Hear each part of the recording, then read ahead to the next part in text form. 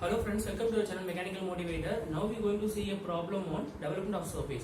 In previous video, we saw a problem on radial line method, parallel line method. This problem will be a radial line method. Actually, we are going to see a cone problem. I will be explaining the question, then given data, and I will be explaining how to draw the diagram step by step.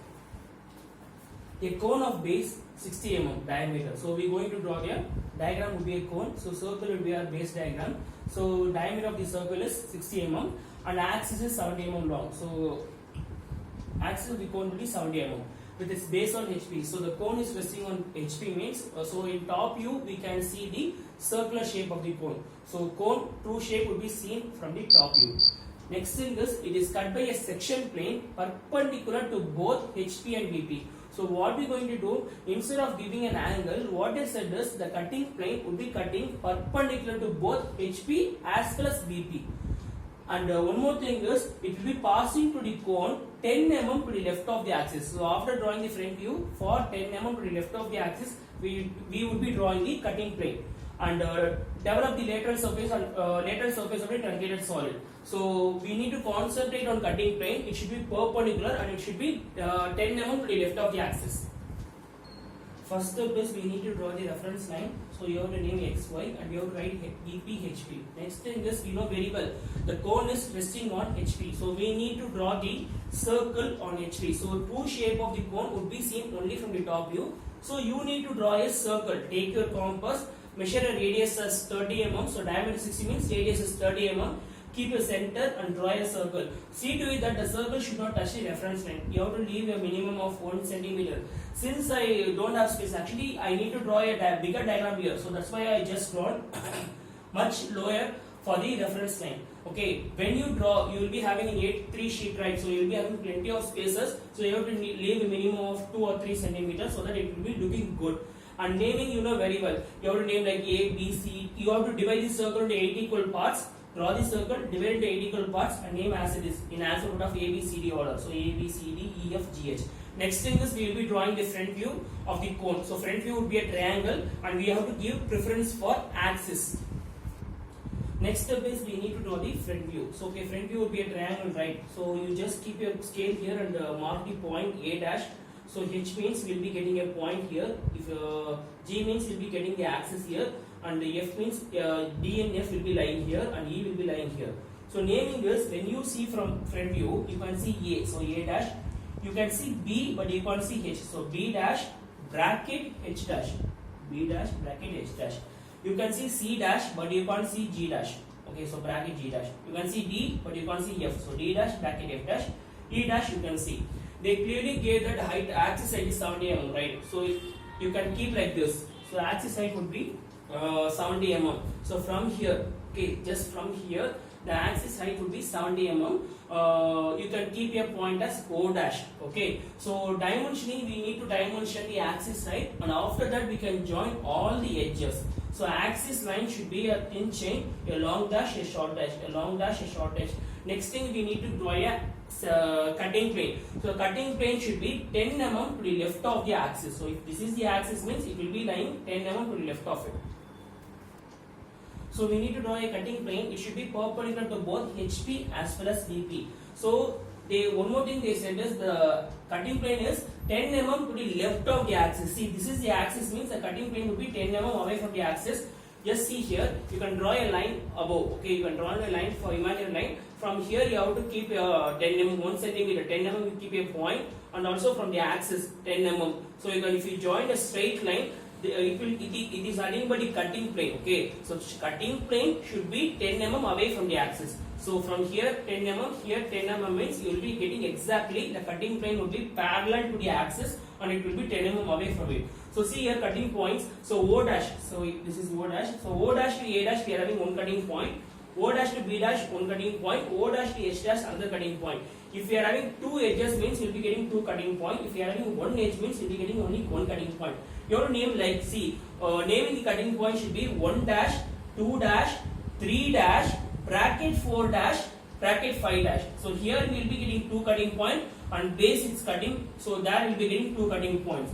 And one more thing is, since it cutting plane is perpendicular to both BP and HP, here also we have to mark. See here how much the 1 dash is lying between O and A. Okay, so when you extend it between O, see this is O, this one is O, between O and A we will be getting 1. So 2 is between O and B, so O and B we are getting 2. 3 is between B and C, so B and C we will be getting 3. 4 is between H and G, so H, G, here we will be getting 4. 5 is nothing but O, between O and H, so O and H we are getting 5th cutting points. So like this we have to name the cutting points. Later on we will be radially developing the cone. So radially developing means the cone will be in this shape, right? When we unfold the cone, whatever surface we develop, that is called a development of cone. Now we are going to develop the cone by radial line method. So this is a new method. Parallel line method we saw in previous video. This is a radial line method. For this we need an angle. Since we are having cone means we require an angle. The formula would be theta is equal to r by l into 360 degree. So these are called the slant edges. So extreme generators. Okay. So these lines are called as slant edges. So we need to measure either O dash to E dash or O dash to A dash. Right now I don't know what the exact value, but I just tell the procedure. So what you have to do, you have to measure O dash to E dash. Whatever value you are having, you have to substitute in L.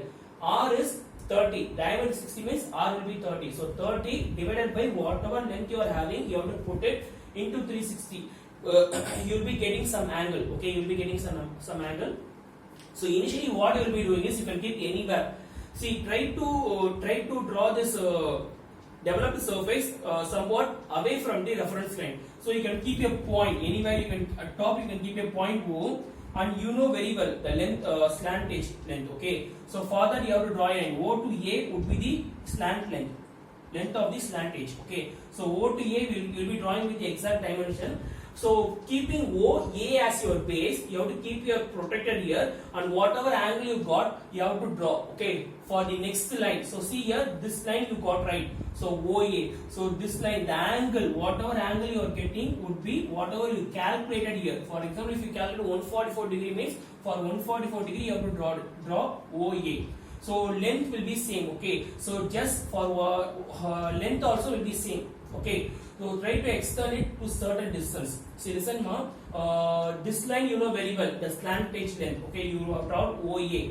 So you know the angle. So for that particular angle, you just extend the line. Now take your compass. Keep your compass at O and keep the other end of your pencil at A. So OA as radius. Try to draw an arc. So that arc will be meeting the line which you drawn with the angle. Okay, imaginary line which you drawn right. So it will be meeting. Just close that point and keep it as A. So now what you will be doing is, if you are having 144 degree means just divide into 8 equal parts. So 144 divided by 8, whatever you are having, you have to measure here. Okay, 8, you have to divide that entire angle into 8 equal parts. Because in cone we divided the circle into 8 equal parts, so we have to divide the surface into 8 equal parts. After dividing it, you will be getting like this. So after dividing the entire surface into 8 equal parts, you have to name like A, B, C, D, E, F, G, H, A. Okay, so ending point would be A. So this is the action procedure. One more shortcut is, once you know the you have calculated the angle. You know you very well you calculate the angle. You just keep as it is. Just draw this line. OA you draw with the exact slant edge length. After that, what you do for a certain distance, try to draw an arc for certain distance. Then what you will be doing is you will be measuring between A and B. Measure A and B and just keep on cutting an arc. So this is an approximation method, and there will be some error. In case if you don't find time means this is a shortcut. But sometimes you will be your marks will be reduced. For 2 or 3 marks you might lose. But mostly they won't see that much keen. You can measure this distance A to B. You just measure and keep on cut 8 equal parts and just close that arc. But you have to dimension. When you dimension, you have to dimension whatever answer you are getting. If it's 144 means you have to dimension for 144 degree. Now we need to mark the cutting point. See here we have got 5 cutting points, right? We just going to transfer all the cutting points here. So you have to measure from your apex. This is your apex. Take your compass. So 1 dash will be lying between O dash and A dash. So OA will be having 1. So measure this distance. How much ever distance you are having, you just keep a point. So that point is called 1. 2 is between O dash and B dash. So it will be between O and B. Just measure from apex to 2 dash. Okay, from this point. Just measure this distance and keep as it is for 2. 3 dash is lying between B and C. So actually exactly we can't mark it, but think logically, the 3 dash will be lying between B and C. So approximately we can keep a point between B and C as 3 dash. 4 dash of the same case only. It is lying between H and G. So see here, so G and H we can mark, in between we can mark a point as 4. Okay. 5 is between O dash and H dash. So O dash and H dash, so just measure this distance and keep as it is. So finishing will be the same distance. Whatever you distance here, the same distance for 1. So now we mark the cutting points as 1, 2, 3, 4, 5 and back to 1.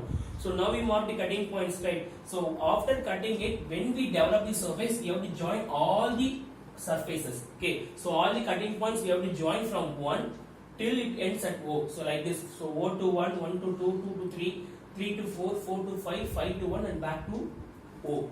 So this is our developed surface. So after cutting the cone, we will be getting a surface like this. So when you draw in a A3 sheet, you will be having extra space, and you need to concentrate on dimensioning. So I didn't dimension the angle because I didn't know exact value, right? So when you calculate and dimension the angle, whatever you are getting here.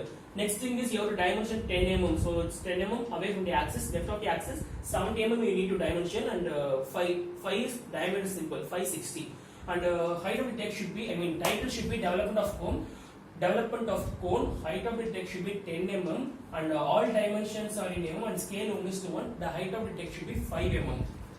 If you feel this video is useful means, then you can share with your friends. In case if you have any doubt means, you can type in the comment section, and do subscribe my channel Mechanical Motivator. Then only you can get all the videos which I upload. Thanks for watching this video.